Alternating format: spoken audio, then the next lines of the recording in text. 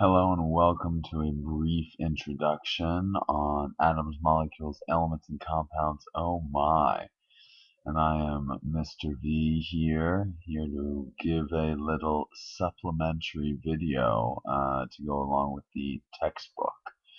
And so, as you can all read after this short video, my students will be able to identify and differentiate between these types of matters we call atoms, molecules, elements, and compounds. So let's begin. And where did all this start?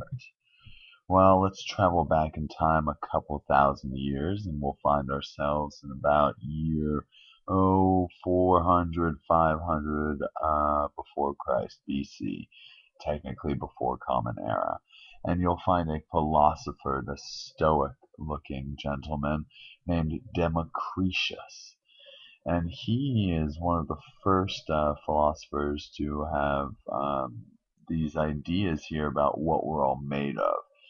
And basically, he was on the beach one day, and probably his feet in the sand, relaxing, and he came up with this idea that if you looked at the beach from far away, it looks like just one kind of substance. But as you get closer, you realize that it's made of these fine particles. And so Democritus' main idea was that there was a limit, that you could not break down these fine particles an infinite amount of time. Eventually, you'd hit a basic particle which could not be broken down, hence the atom. And so, right after Democritus, there was a much more famous philosopher named Aristotle. And basically, Aristotle really thought Democritus' idea was quite silly and told everybody that everything in the universe is made of either air, water, earth, or fire, the four basic elements. And because Aristotle was such an intelligent, well-known philosopher, we all believed him. And we believed this thought for a couple thousand years until the 1700s, where finally we started discovering that Democritus was right and that everything in the universe is actually made up of the 92 natural elements. And we, of course, as crazy mad scientists, have created more.